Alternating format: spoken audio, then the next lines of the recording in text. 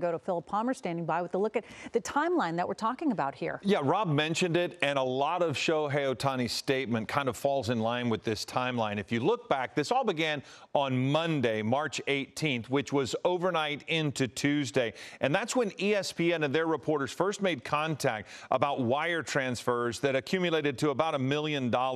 They were asking for a statement from Ohtani's agent.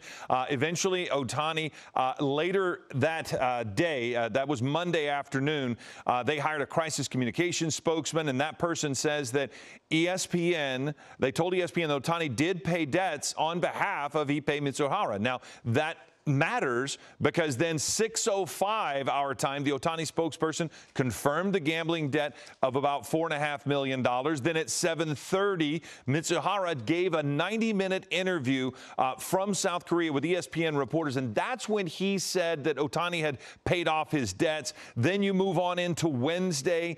The Dodgers held a clubhouse meeting after that first game, and that you heard Ohtani start talking about was when he began to realize something was going on.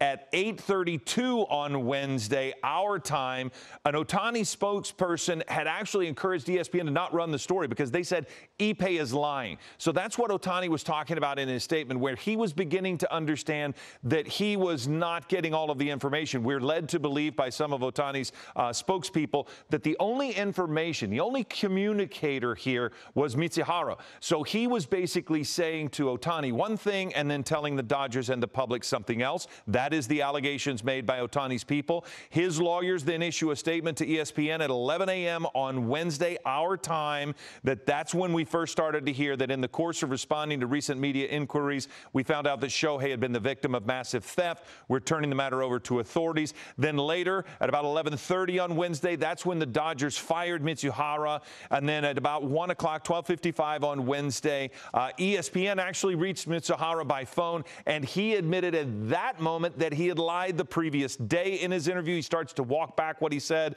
that Ohtani had no knowledge of his gambling activities, debts, or efforts to repay them.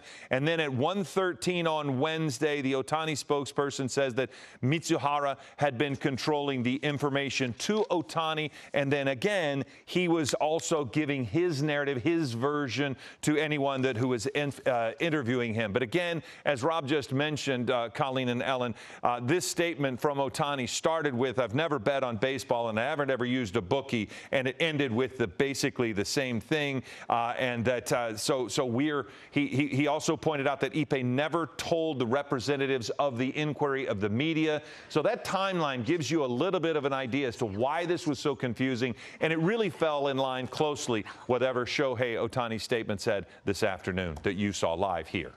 Hello, I'm Mark Brown. Get more great ABC7 content by clicking the subscribe button for our YouTube channel, and download the ABC7 Los Angeles streaming app on Fire TV, Android TV, Apple TV, and Roku to watch on your TV.